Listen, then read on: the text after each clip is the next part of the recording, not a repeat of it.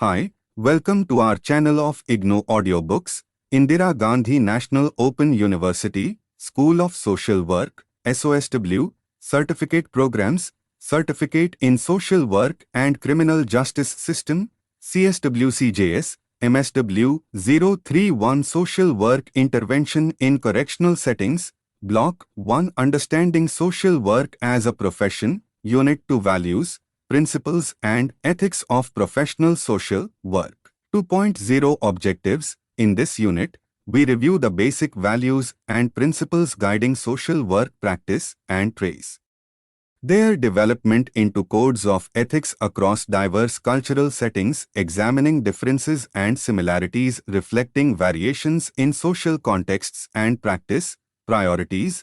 We learn how to identify guiding ethical principles for managing complex circumstances while remaining true to our professional identity. By the end of this unit, you should be able to identify primary social work values, discuss how moral development affects ethical orientation, distinguish differences and similarities in ethical codes across cultural contexts, and understand factors to be weighed in making ethical decisions in social work practice. 2.1 Introduction. Values are beliefs about what is good and desirable. Values guide behavior and are derived from familial, cultural, and educational experiences. While societies and communities can be said to hold collective beliefs, it is often difficult to elucidate values within and across diverse groups. In the case of social work, we say that our profession is value-based. In contrast to helping professions such as psychiatry, psychology, marriage and family therapy, and individual counseling, social work is grounded in a value system that focuses on social justice and fairness. Teaching social work students about the values and ethics of the social work profession is a crucial part of professional socialization.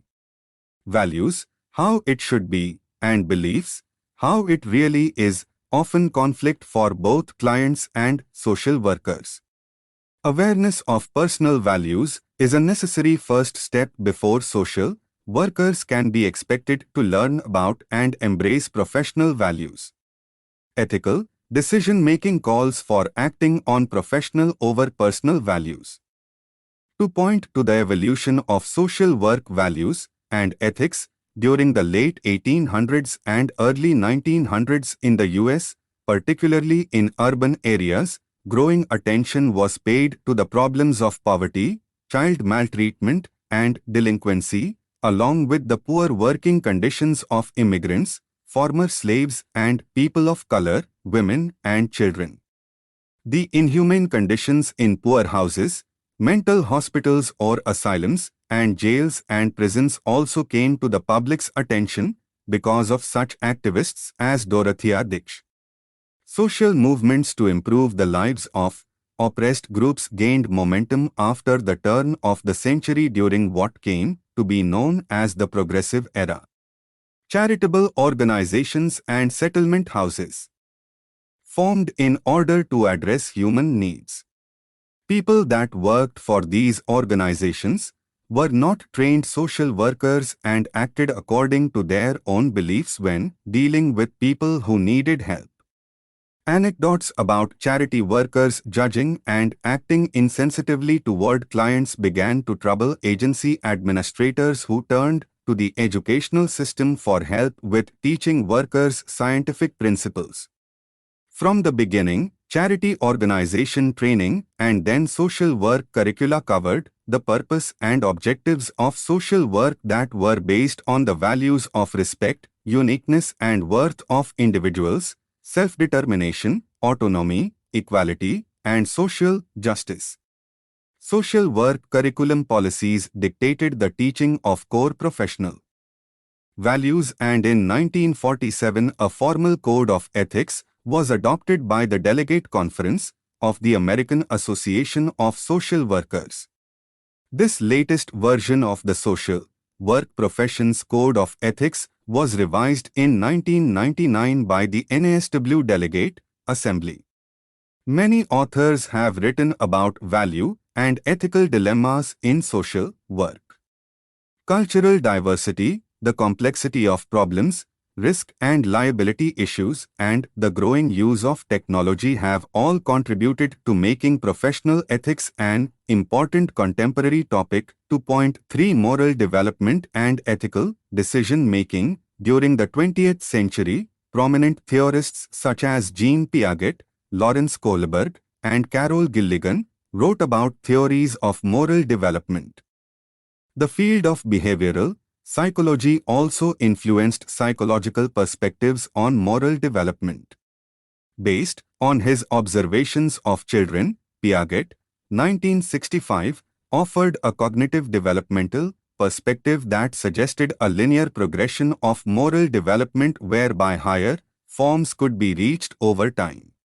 According to Piaget, children start off in a heteronymous stage of moral reasoning that is characterized by a strict adherence to rules and duties and obedience to authority.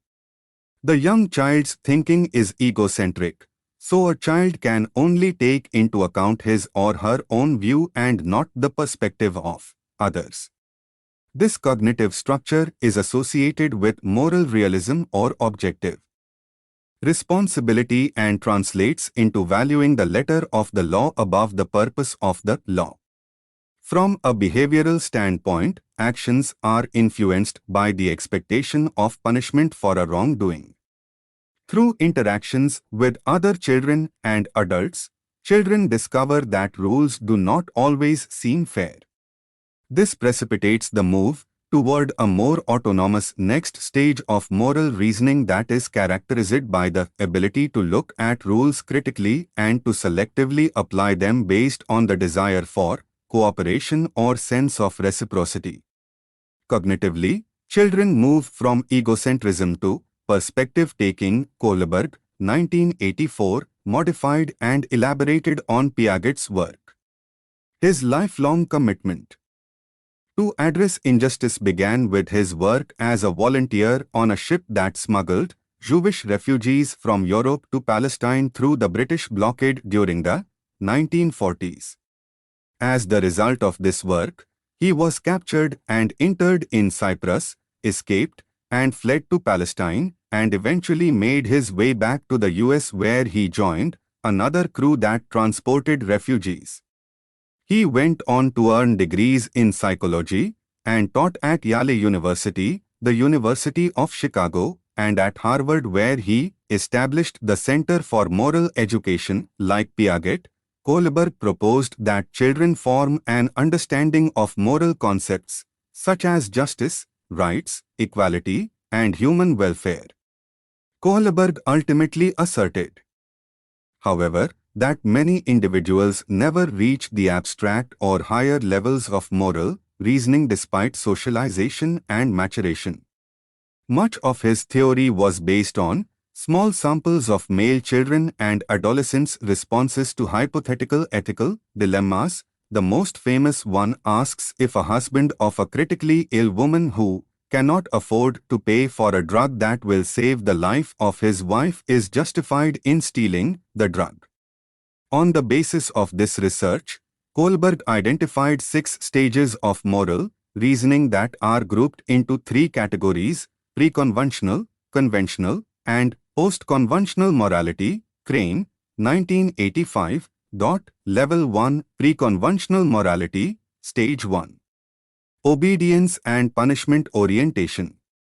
Stage 1 is similar to Piaget's first stage, in which the child assumes that powerful authorities demand obedience to a fixed set of rules. Examples of reasons given for behaving or not behaving in certain ways might include: it's against the law, it's bad to steal, or I'll get punished if I do that. Stage 2. Individualism and exchange. At this stage, children recognize that different individuals have different viewpoints about what is right and wrong. Since justifications for actions are relative, each person can be free to pursue his or her individual interests.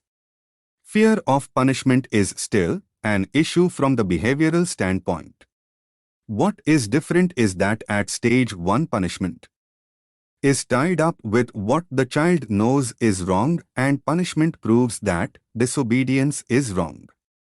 At stage 2, a child believes that punishment is simply a risk that one would want to avoid. Level 2 conventional morality. Stage 3. Interpersonal relationships. At this stage, preteens or adolescents see morality as a more complicated concept. They have a sense of what their family, friends, and others in the community expect in the way of good behavior but are relativist and can consider motives such as feelings of love, empathy, trust, and concern for others. They can view people as being well-intended even when they do not necessarily do what might be considered the right thing. Stage 4. Maintaining the social order. This is the first stage where individuals become more broadly concerned with society as a whole. While motivations might be considered good, for the sake of maintaining the social order, the rules must be obeyed, authority respected, and one must do his or her duty. The reasoning goes, what would happen if we all started breaking the laws when we felt we had good reason? And the answer is society could not function because there would be chaos or anarchy. Level 3 post-conventional morality. Stage 5. Social contract and individual rights. At this stage, individuals can ask in an abstract way about what makes for a good society. They can question societal values and the rights afforded to people and be critical of prevailing views and the status quo. Stage 5 respondents recognize differences across social groups with respect to values but believe that all people would agree on some fundamental rights and would want democratic procedures for changing unfair laws and for improving society. Stage 6 universal principles. Democratic processes alone do not always result in just outcomes. Morality and legal principles may collide. At stage 6, individuals define principles for achieving justice. Kohlberg's conception of justice was influenced by Rawls and Gandhi. According to these philosophers, the principles of justice are universal and require us to view all people as equals who should be treated with dignity and respect. This may require civil disobedience. Martin Luther King, for example, argued that the commitment to justice entailed an obligation to disobey unjust laws because laws are only valid if they are grounded in justice. Kohlberg suggested that his stage sequence was universal because researchers that attempted to test his theory interviewed children and adults not only in the US but in India, Mexico, Taiwan, Turkey, Israel, the Yucatan, Kenya, and the Bahamas. There was some evidence, however, that people moved through the sequence at different rates and tended to reach different endpoints in part based on socioeconomic status or degree of isolation. In urban areas across countries, the results were similar, and in isolated villages and tribal communities, it was rare to find adults exhibiting reasoning beyond stage 3. Edwards, 1979.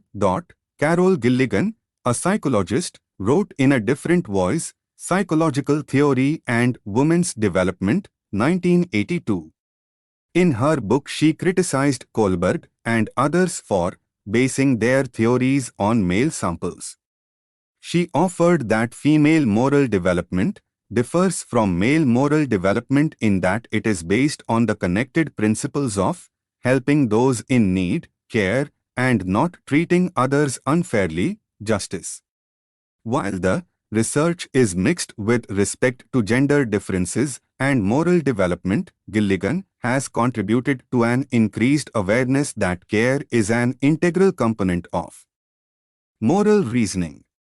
The care ethic is also important in social work based on moral reasoning. Ethical theories can take a deontological perspective that holds that certain actions are inherently right or wrong without regard for their consequences, or teleological perspective, from the Greek word teleos meaning brought to its end or purpose.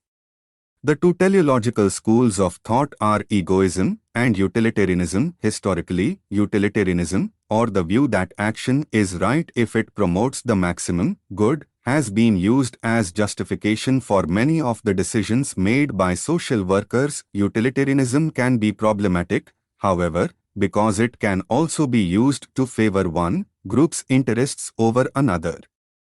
An alternative to utilitarianism is a rights-based or justice theory that focuses on fundamental rights and protection from oppression, unequal treatment, and intolerance.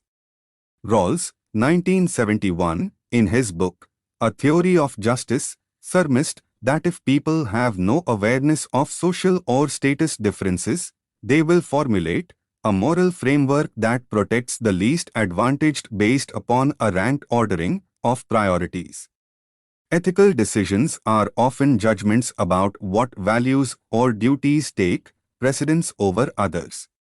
Rawls called this lexical ordering. Frederick Reamer, a social work educator well known for writing about social work, values and ethics, suggests the following ethics decision-making framework, 2006. p. 73.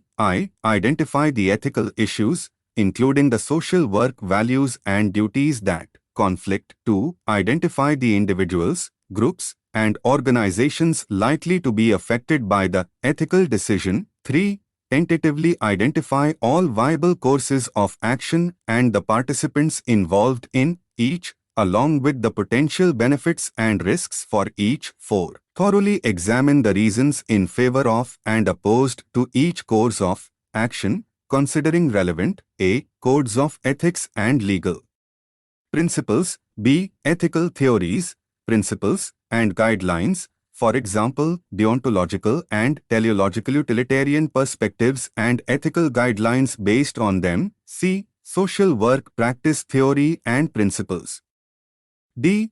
personal values, including religious, cultural, and ethnic values and political ideology, particularly those that conflict with one's own. We consult with colleagues and appropriate experts, such as agency staff, supervisors, agency administrators, attorneys, and ethics scholars.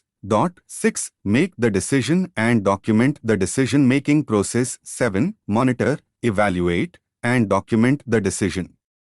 2.4 NASW Code of Ethics.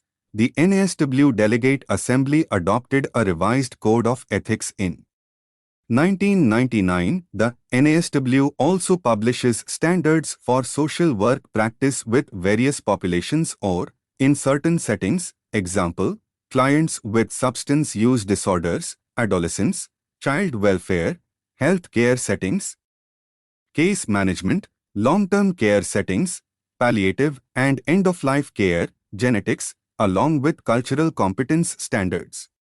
These standards are based on social work professional values and ethics. The NASW Code of Ethics is shown below and can be viewed in its entirety at http://www.socialworkers.org/pubs/code-default.usp. Code of Ethics of the National Association of Social Workers. Preamble. The primary mission of the social work profession is to enhance human well-being and help meet the basic human needs of all people, with particular attention to the needs and empowerment of people who are vulnerable, oppressed, and living in poverty. A historic and defining feature of social work is the profession's focus on individual well-being in a social context and the well-being of society. Fundamental to social work is attention to the environmental forces that create, contribute to, and address problems in living. Social workers promote social justice and social change with and on behalf of clients. Clients is used inclusively to refer to individuals, families, groups, organizations, and communities. Social workers are sensitive to cultural and ethnic diversity and strive to end discrimination, oppression, poverty, and other forms of social injustice. These activities may be in the form of direct practice, community organizing, supervision, consultation, administration, advocacy, social and political action, policy development and implementation, education and research and evaluation. Social workers seek to enhance the capacity of people to address their own needs. Social workers also seek to promote the responsiveness of organizations, communities, and other social institutions to individuals' needs and social problems. The mission of the social work profession is rooted in a set of core values. These core values, embraced by social workers throughout the profession's history, are the foundation of social work's unique purpose and perspective: service, social justice, dignity and worth of the person, importance of human relationships, integrity, competence. This constellation of core values reflects what is unique to the social work profession. Core values and the principles that flow from them must be balanced within the context and complexity of the human experience. Purpose of the NASW Code of Ethics. Professional ethics are at the core of social work. The profession has an obligation to articulate its basic values, ethical principles, and ethical standards. The NASW Code of Ethics sets forth these values, principles, and standards to guide social workers' conduct. The code is relevant to all social workers and social work students, regardless of their professional functions, the settings in which they work, or the populations they serve. The NASW Code of Ethics serves 6 purposes. 1. The code identifies core values on which social work's mission is based. 2. The code summarizes broad ethical principles that reflect the profession's core values and establishes a set of specific ethical standards that should be used to guide social work practice. 3. The code is designed to help social workers identify relevant considerations when professional obligations conflict or ethical uncertainties arise. 4. The code provides ethical standards to which the general public can hold the social work profession accountable. 5. The code socializes practitioners new to the field to social work's mission, values, ethical principles, and ethical standards. 6. The code articulates standards that the social work profession itself can use to assess whether social workers have engaged in unethical conduct. NASW has formal procedures to adjudicate ethics complaints filed against its members. In subscribing to this code, social workers are required to cooperate in its implementation, participate in NASW adjudication proceedings, and abide by any NASW disciplinary rulings or sanctions based on it. For information on NASW adjudication procedures, see NASW procedures for the adjudication of grievances. The code offers a set of values, principles, and standards to guide decision-making and conduct when ethical issues arise. It does not provide a set of rules that prescribe how social workers should act in all situations. Specific applications of the code must take into account the context in which it is being considered and the possibility of conflicts among the code's values, principles, and standards. Ethical responsibilities flow from all human relationships, from the personal and familial to the social and professional. Further, the NASW Code of Ethics does not specify which values, principles, and standards are most important and ought to outweigh others in instances when they conflict. Reasonable differences of opinion can and do exist among social workers with respect to the ways in which values, ethical principles, and ethical standards should be rank-ordered when they conflict. Ethical decision-making in a given situation must apply the informed judgment of the individual social worker and should also consider how the issues would be judged in a peer review process where the ethical standards of the profession would be applied. Ethical decision-making is a process. There are many instances in social work where simple answers are not available to resolve complex ethical issues. Social workers should take into consideration all the values, principles, and standards in this code that are relevant to any situation in which ethical judgment is warranted. Social workers' decisions and actions should be consistent with the spirit as well as the letter of this code. In addition to this code, there are many other sources of information about ethical thinking that may be useful. Social workers should consider ethical theory and principles. Generally, social work theory and research, laws, regulations, agency policies, and other relevant codes of ethics, recognizing that among codes of ethics, social workers should consider the NASW Code of Ethics as their primary source. Social workers also should be aware of the impact on ethical decision-making of their clients and their own personal values and cultural and religious beliefs and practices. They should be aware of any conflicts between personal and professional values and deal with them responsibly. For additional guidance, social workers should consult the relevant literature on professional ethics and ethical decision-making and seek appropriate consultation when faced with ethical dilemmas. This may involve consultation with an agency-based or social work organization's ethics committee, a regulatory body, knowledgeable colleagues, supervisors, or legal counsel. Instances may arise when social workers' ethical obligations conflict with agency policies or relevant laws or regulations. When such conflicts occur, social workers must make a responsible effort to resolve the conflict in a manner that is consistent with the values, principles, and standards expressed in this code.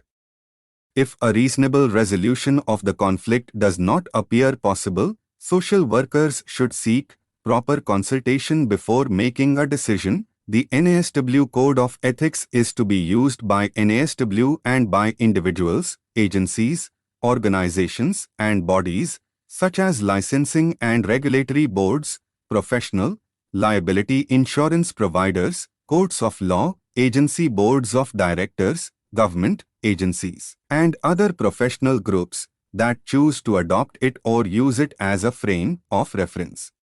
Violation of standards in this code does not automatically imply legal liability or violation of the law. Such determination can only be made in the context of legal and judicial proceedings. Alleged violations of the code would be subject to a peer review process. Such processes are generally separate from legal or administrative procedures and insulated from legal review or proceedings to allow the profession to counsel and discipline its own members. A code of ethics cannot guarantee ethical behavior. Moreover, a code of ethics cannot resolve all ethical issues or disputes or capture the richness and complexity involved in striving to make responsible choices within a moral community. Rather, a code of ethics sets forth values, ethical principles, and ethical standards to which professionals aspire and by which their actions can be judged. Social workers' ethical behavior should result from their personal commitment to engage in ethical practice. The NASW Code of Ethics reflects the commitment of all social workers to uphold the profession's values and to act ethically. Principles and standards must be applied by individuals of good character who discern moral questions and, in good faith, seek to make reliable ethical judgments. Ethical principles. The following broad ethical principles are based on social work's core values of service, social justice, dignity and worth of the person, importance of human relationships, integrity, and competence. These principles set forth ideals to which all Social workers should aspire, value, service, ethical principle. Social workers' primary goal is to help people in need and to address social problems. Social workers elevate service to others above self-interest. Social workers draw on their knowledge, values, and skills to help people in need and to address social problems.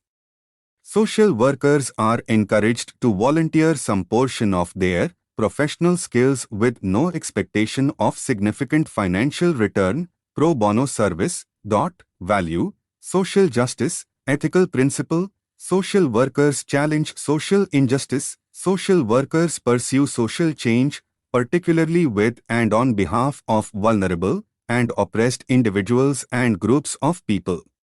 Social workers' social change efforts are focused primarily on issues of poverty, unemployment, discrimination, and other forms of social injustice. These activities seek to promote sensitivity to and knowledge about oppression and cultural and ethnic diversity.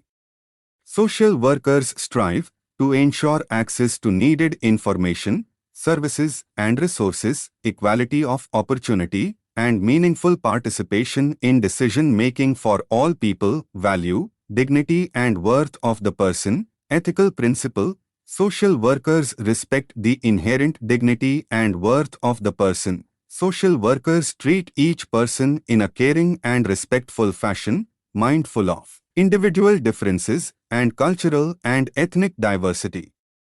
Social workers promote clients' socially responsible self-determination.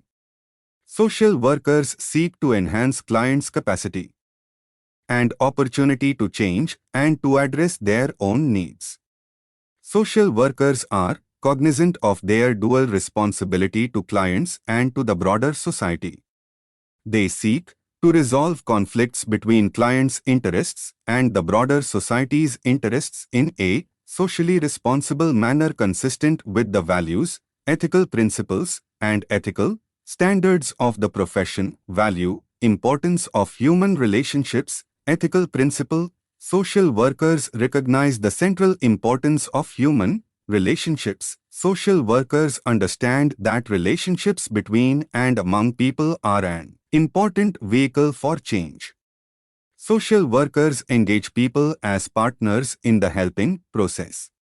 Social workers seek to strengthen relationships among people in a purposeful effort to promote, restore, maintain, and enhance the well-being of individuals, families, social groups, organizations, and communities. Value, integrity, ethical principle. Social workers behave in a trustworthy manner. Social workers are continually aware of the profession's mission, values, ethical principles, and ethical standards and practice in a manner consistent with them. Social workers act honestly and responsibly and promote ethical practices on the part of the organizations with which they are affiliated. Value, competence, ethical principle. Social workers practice within their areas of competence and develop and enhance their professional expertise. Social workers continually strive to increase their professional knowledge and skills and to apply them in practice. Social workers should aspire to contribute to the knowledge base of the profession. Ethical standards. The following ethical standards are relevant to the professional activities of all social workers. These standards concern 1. Social workers' ethical responsibilities to clients. 2. Social workers' ethical responsibilities to colleagues. 3. Social workers' ethical responsibilities in practice settings. 4. Social workers' ethical responsibilities as professionals. 5. Social workers' ethical responsibilities to the social work profession. And 6. Social workers' ethical responsibilities to the broader society.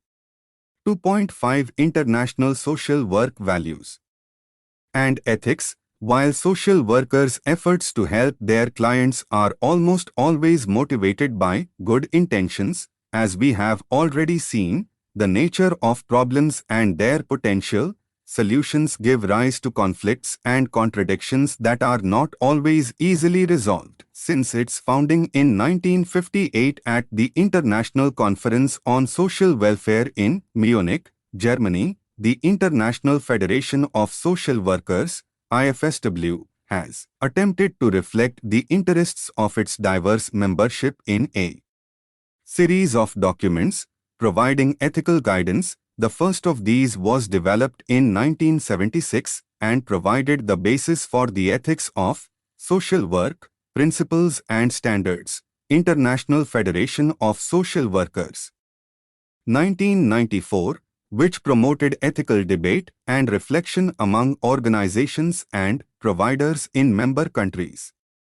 The goals included formulating basic principles that could be adapted across cultures and settings, identifying ethical dilemmas in social work practice, and making recommendations for addressing them.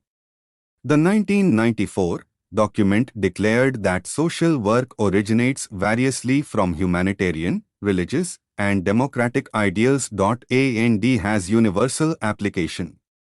In 2004, this document was replaced by the current statement, Ethics in Social Work, Statement of Principles, International Federation of Social Workers and International Association of Schools of Social Work, 2004, that emerged from a joint conference with the International Association of Schools of Social Work, ISW, held in Adelaide, Australia. The current statement retains the goals of the earlier document, while adding the acknowledgement that some ethical challenges and problems facing social workers are specific to particular countries, others are common.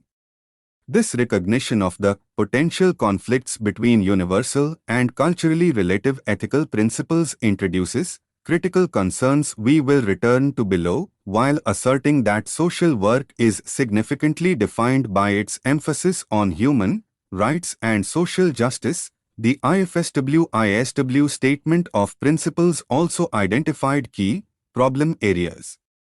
These included the fact that the loyalty of social workers is often in the middle of conflicting interests, the fact that social workers function as both helpers and controllers, the conflicts between the duty of social workers to protect the interests of the people with whom they work and the societal demands for efficiency and utility, and the fact that resources in society are limited. Nevertheless, basic principles were promoted as guides for practice.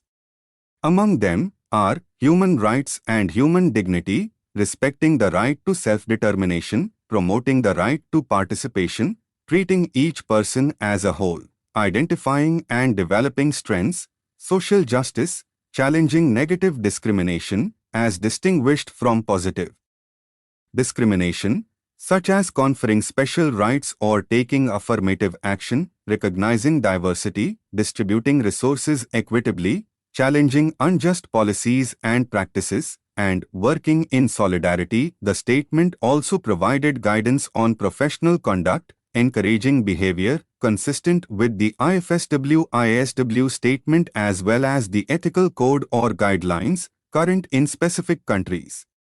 Professionals seeking clarification on issues of their skills and competence, determination of humane or inhumane practices, or balancing compassion for their clients with responsible care for themselves could turn to this combination of sources for guidance. 2.6 Issues in ethical decision-making.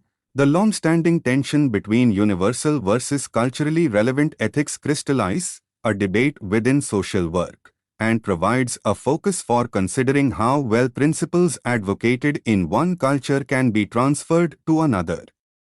These issues can best be understood as opposite ends of a continuum, where the universalist view argues that the same moral rules and inalienable rights apply to all persons everywhere, and the extreme cultural relativist view maintains that there are no common standards, only culturally specific ones. Healy, 2007. Healy observes that this issue has become increasingly important as the profession and its practice have become more global, and that social workers need not choose one extreme or the other when deciding where they stand. Between these two poles lie moderate or mid-range positions, where social workers may reflect on other documents, such as the United Nations Universal Declaration of Human Rights, United Nations High Commissioner on Human Rights, 1948, and consider how well its principles apply in a specific cultural context. Healy notes that issues regarding the roles and status of women and children in families are among the most frequent sources of value clashes between individual rights and cultural traditions.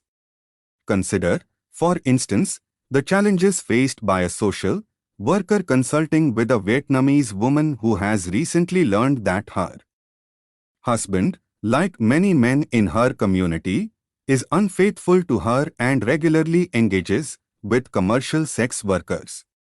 In addition, the husband uses injection drugs and has recently tested positive for human immunodeficiency virus, HIV, the condition associated with the onset of acquired immunodeficiency syndrome, AIDS.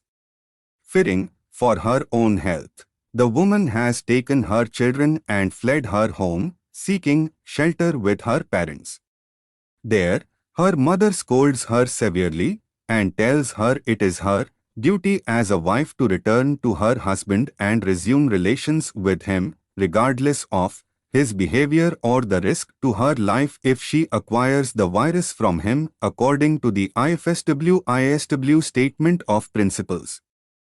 This wife would have the right to self-determination, and the social worker would be obligated to stand up for this as well as protecting the woman from negative discrimination, i.e. being treated differently because of her gender and family role. On the other hand, these universal principles might be in direct contradiction of cultural values determining the woman's rightful place in both her immediate and extended families. This ethical dilemma illustrates a serious conflict between the notion that one set of values applies to all and the importance of cultural integrity in the lives of communities and their members. Professional social workers must refer to the guidance available to them and decide which actions best respect their values and ethics and honor the needs of both client and community. In India, the nature of casework practice often involves relationships between professionals who are well-educated and financially advantaged and clients who are often poor and frequently illiterate. Ajas, 1989. In this context, there can be strong inclinations, despite the best professional efforts, to be directive versus non-directive with clients. The helping relationship may be strikingly imbalanced, with the worker being at the giving end in emotional, financial, and educational terms, and the client at the receiving end. Looking up to the worker for guidance and suggestion. 1989, p. 35. Ajas observed that in this context, despite their best efforts and training, social workers are challenged to truly respect the self-determination of clients and may even be encouraged by them to abandon a non-directive approach. In this context, the National Association of Professional Social Workers in India, NAPSW, National Association of Professional Social Workers in India, 2006, has included among its aims and objectives enhancement of the quality of life of persons, their family, and environment, promotion of social change, and adherence to principles of human rights and social justice. Much careful thought and consideration will be required as these goals are translated into ethical codes balancing the complex principles and values outlined above. 2.7 Summary. In contrast to other helping professions, social work is value-based and focuses on social justice, fairness, and caring. Teaching about social work values is a crucial part of professional socialization. From the beginning, social work curricula covered values and ethics. A formal code of ethics was adopted in 1947 by the Delegate Conference of the American Association of Social Workers. This code of ethics was revised in 1999 by the NASW Delegate Assembly. The NASW Code of Ethics is based on values including service, social justice, dignity and worth of the person, importance of human relationships, integrity, and competence. According to Kohlberg's theory of moral development and ethical theories, the highest levels of moral reasoning are necessary in order to promote social justice and challenging the status quo. A framework for ethical decision-making has been suggested by Riemer that includes identifying the ethical issue and conflicting values, listing viable actions along with the pros and cons and ethical and legal principles, being aware of personal values, consulting with colleagues and experts, making a decision, documenting the decision-making process, and finally, monitoring and evaluating the decision. International social work values and ethics have evolved over time, a long period of time beginning with the first formal statement in 1976 and culminating in the 2004 statement currently in use by the IFSW-ISW. Over a time, ethical principles and values expressed by these international organizations have evolved to consider the tensions between universally applicable versus culturally relevant views. Much work remains as professional social workers strive to adhere to the overarching values of human rights and dignity and social justice. Thank you. Subscribe to our channel for more updates, and we will see you with the next chapter.